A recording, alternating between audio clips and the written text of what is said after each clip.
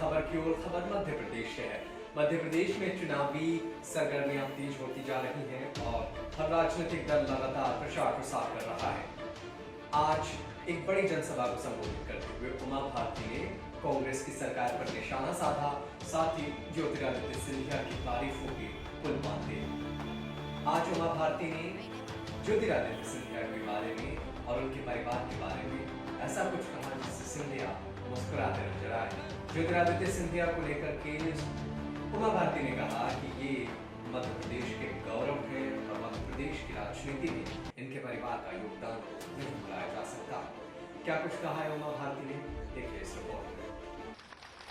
अभी अभी दशहरा निकला है तो उसकी शुभकामनाएं भी आपको देती हूँ, पीछे वालों को भी, आगे वालों को भी। जो मेरे से उम्र में बड़े हैं उनका आशीर्वाद मांगती हूँ और जो मेरे से उम्र में छोटे हैं उनको आशीर्वाद देती हूँ, शुभकामनाएं देती हूँ। मैं अभी अभी कोरोना से निकली हूँ, करीब 15 दिन पहले। इसलिए मैं भगवान राम से प्रार्थना करती हूँ कि जैसे दशहरे के दिन आपने रावण का संहार किया था, इस भूमंडल से आप कोरोना का भी संहार कर दीजिए। और मुझे हो गया, थोक के भाव सबकी तरफ से मेरे को हो गया, अब आगे किसी को नहीं होना चाहिए, ये मैं भगवान से प्रार्थना करती हूँ। ज्योतिरादित्य जी जब बोल रहे थे तो मैं थोड़ा आंखें बंद किए हुए थी, क्योंकि थोड़ी शिथिलता है अभी कोरोना की वजह से। भले ही वो ठीक हो गया लेकिन कमजोरी रहती है, तो बोले आंखें खोलिए। तो उनको आज मैं एक बात बता रही हूँ आपके सामने जो मैंने कभी बोली ही नहीं। 1974 में जब अम्मा मुझे महल में ले गई, मैं तो अम्मा से मिलने लगी थी 69 में ही, जब मैं 8 साल की थी। लेकिन 1974 में मेरी ट्रेन थोड़ी लेट हो गई, तो उनके साथ भोजन करने, अम्मा का मतलब समझते हो ना आप, राजमाता विजया राजे सिंधिया जी। तो मुझे जब वो ले गई तो वहाँ एक बहुत सुंदर तस्वीर लगी थी 4 साल के बच्चे की। मैंने पूछा कि माँ ये कौन है? उन्होंने कहा ये मेरा नाती है। तभी से ज्योतिरादित्य मेरे दिल में वैसे बस गए थे जैसे यशोदा के हृदय में नंदलाल बस गए थे। भले ही उम्र का अंतर 11 साल का है, लेकिन मेरे हृदय में वो वैसे ही बैठे हैं जैसे माँ के हृदय में बेटा बैठा होता है। और इसलिए तभी से मेरा उनके प्रति बहुत आशीर्वाद रहता है। और उन्हीं के कारण ग्वालियर चंबल संभाग में भाजपा का सुपड़ा साफ हो गया। और उन्हीं के कारण पहले उन्हीं के कारण हुआ। उन्हीं के कारण हुआ कि हमें यहाँ सबसे कम सीटें आई, पूरे रिकॉर्ड की सबसे कम सीटें आई। और उन्हीं के कारण अंत में मध्य प्रदेश में भारतीय जनता पार्टी की सरकार भी बनी। अब आप कहोगे कि जब मैं ये कह रही हूं कि कांग्रेस का सुपड़ा, भाजपा का सुपड़ा साफ हुआ उनके कारण, मैं इसको फायदे की बात मानती हूं, क्योंकि एक जोर का झटका धीरे से लगा भाजपा को, और वो लगना थोड़ा जरूरी था। उसके 2 कारण थे। एक, हमारा घमंड टूटा, हमें ये नहीं लगना चाहिए कि जनता हमारे पट्टे पे लिखी हुई है। दूसरा, आपको शिवराज जी से फिर से प्यार हो गया कमलनाथ जी के कारण।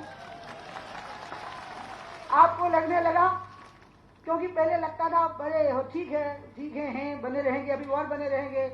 लेकिन जब आपने कमलनाथ जी को मुख्यमंत्री बना हुआ देखा तो आपको लगा कि शिवराज जी कितने अच्छे थे।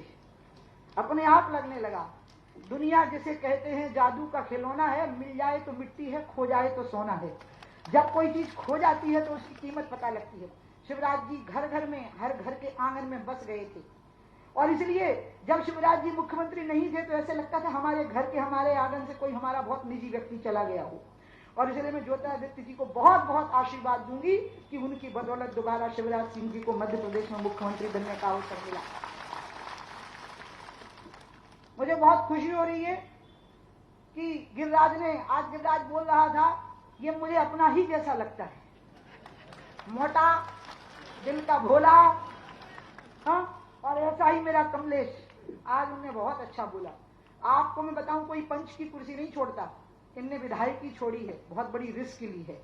और ये रिस्क इसलिए ली है ताकि शिवराज जी फिर से मुख्यमंत्री बने और मध्य प्रदेश में भारतीय जनता पार्टी की सरकार बने। ये कमलनाथ जी के साथ थे, विधायक थे, ज्योतिरादित्य जी भी थे, लेकिन कमलनाथ जी ने चुनाव में जो वायदे कर दिए भारी भरकम, उसका कारण यह था कि शायद उन्हें विश्वास ही नहीं था कि उनकी सरकार बन जाएगी, और फिर वो उसको संभाल नहीं सके, वायदे पूरे नहीं कर सके।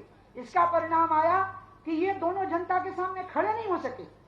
आपको खुद पता होगा, ये खड़े नहीं हो पा रहे थे जब तक कांग्रेस की सरकार थी आपके सामने, ये खड़े नहीं हो सकते थे। इनने अपनी पीड़ा ज्योतिरादित्य जी को बताई और ज्योतिरादित्य जी ने कहा कि मुझे जनता की इच्छा को पूरा करने के लिए सड़क पर आना पड़ेगा। तो कमलनाथ ने चुनौती देके कहा कि आ जाओ सड़क पर। तब ज्योतिरादित्य ने फैसला किया कि फिर मैं शिवराज को कुर्सी पे बिठाऊंगा और तुम्हें सड़क पर लाऊंगा, और अंत में वही हुआ। अब हमें प्रदेश के विकास की धारा को जोर से बढ़ाने की तैयारी करनी है। कमलनाथ जी कहते हैं पैसा नहीं था, शिवराज सिंह जी चौहान यहाँ बैठे हैं, मनमोहन सिंह जी की 10 साल यहाँ पे सरकार रही, उस समय पर मध्य प्रदेश का विकास हुआ है।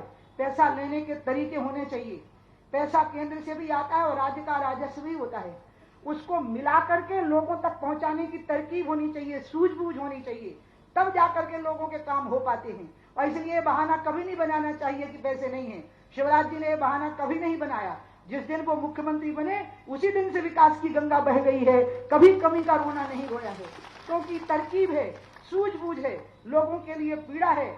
और इसलिए अब एक नए शिवराज का उदय हुआ है। अब की बार का जो शिवराज है वो जन आकांक्षाओं से उसने जन्म लिया है, क्योंकि कमलनाथ जी की सरकार देख करके लोगों की समझ में आ गया था कि शिवराज कितने अच्छे थे। इसलिए मैंने कहा है कि जोर का झटका धीरे से लगा, लेकिन लगना जरूरी था।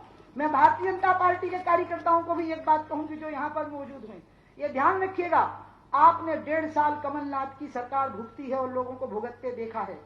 ये दोनों जब यहां से जीत के जाएंगे और आप इनके लिए पसीना बहा करके काम करेंगे तो मुख्यमंत्री शिवराज सिंह चौहान की कुर्सी के पाए मजबूत होंगे और इसी से आप लोगों के बीच में खड़े होकर के लोगों की सेवा कर सकेंगे। इसको ध्यान में रखिएगा। आज भोपाल में एक प्रदर्शन हुआ, वो प्रदर्शन बहुत शर्मनाक है।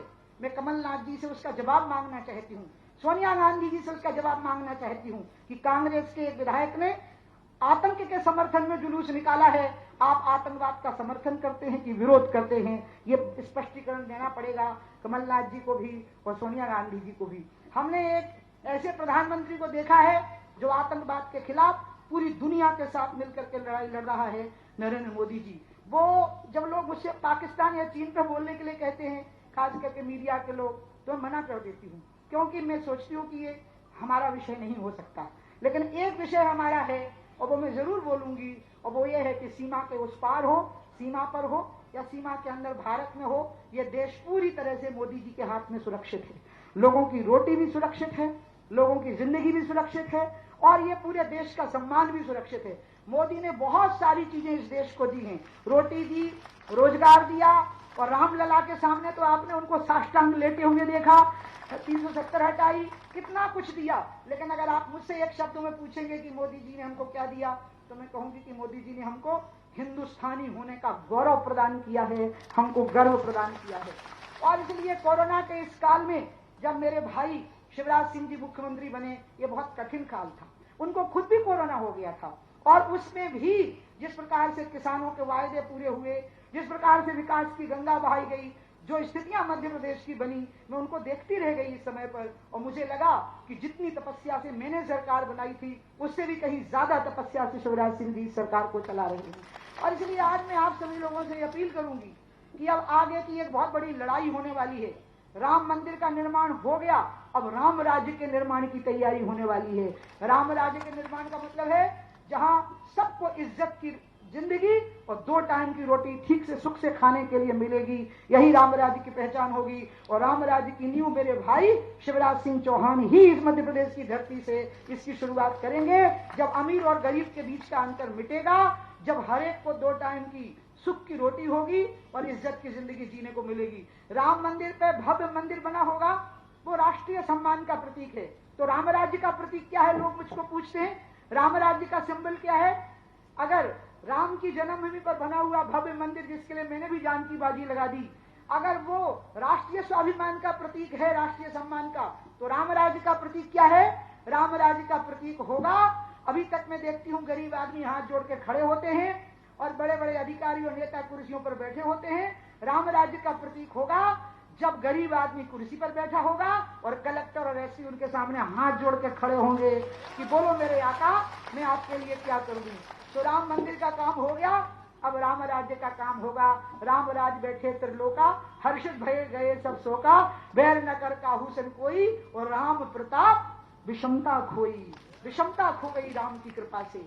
वो विषमता जो अभी हमें देखने को मिली जब एक तरफ रेल की पटरियों पर पड़े हुए लोगों की खोपड़ियां कुचल गईं, जब रास्ते में डिलीवरी हो गई, लू के थपेड़ों में बच्चों के हाथ पकड़े हुए सैकड़ों किलोमीटर लोग पैदल चले, और दूसरी तरफ अमीर घरों के लोगों ने अपने कुत्तों को हवाई जहाजों से भेजा। ये इस देश के देखने को मिला, ये हमें पाटना पड़ेगा। हनुमान जी ने रामचंद्र जी को यही कहा था, जल्दी समुद्र पार करिए और चलिए सीता जी को लेने के लिए, नहीं तो ये समुद्र पार करना आसान होगा, लेकिन सीता के आंखों से जो आंसुओं की धारा बहेगी उस समुद्र को पार करना कठिन होगा।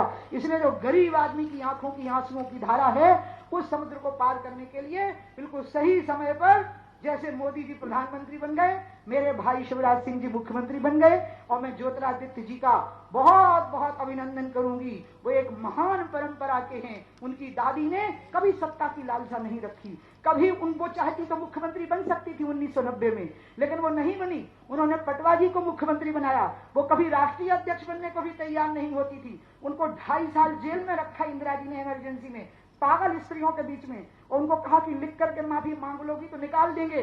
तो उस समय पे अम्मा ने कहा कि मैं मर जाऊंगी लेकिन मैं कभी माफी नहीं मांगूंगी, मैं इमरजेंसी में पूरे समय जेल के अंदर रहूंगी। और ये उनके पोते हैं, उनकी इच्छा थी कि माधवराव जी भारतीय जनता पार्टी में आवे। माधवराव जी तो नहीं आए, आज अम्मा नहीं है, लेकिन अम्मा का पोता भारतीय जनता पार्टी में आया, और भारतीय जनता पार्टी की सरकार की फिर से सरकार बनाने की नींव मेरे ज्योतिरादित्य जी ने, मेरे लाडले, मेरे बहुत प्रिय, उन्होंने रखी है। वो जुग जुग जिए, बहुत आगे बढ़े, मैं उनको बहुत बहुत आशीर्वाद देती हूँ। और इन्हीं शब्दों के साथ आप सबसे अपील करती हूँ कि 3 तारीख को कमल का बटन दबाइए, और प्रचंड मतों के साथ मेरे दोनों भाइयों को, भाजपा के कार्यकर्ताओं से भी मैं कहूंगी, अगर यहाँ से एक भी कार्यकर्ता ने कमल के बटन को दबाने के लिए जैसा परिश्रम करना चाहिए वैसा नहीं किया, तो भारी पाप के भागीदार हो गए। ध्यान रखना इस बात को, क्योंकि शिवराज सिंह चौहान जैसे तपोनिष्ठ व्यक्ति को मुख्यमंत्री बनाना और रामलला के सामने साष्टांग लेटे हुए राम राज्य का संकल्प लिए हुए प्रधानमंत्री के ऊपर कमल के फूलों की बरसात करना, ये बहुत जरूरी है। इसलिए सभी लोग रात दिन मेहनत के साथ में लग जाइए। अब मैं इन दोनों का हाथ उठाऊंगी और आपसे मांगूंगी कि 3 मई को प्रचंड मतों से, इनको कोई माला है क्या यहाँ पर? नहीं तो शॉल दीजिए। अरे वैसे लीजिए, मैं गिरिराज के गले में जीत का शॉल डालती हूँ, लेकिन जब आप कहेंगे तब डालूंगी। हाथ उठाइए, कुर्सियां बांधिए।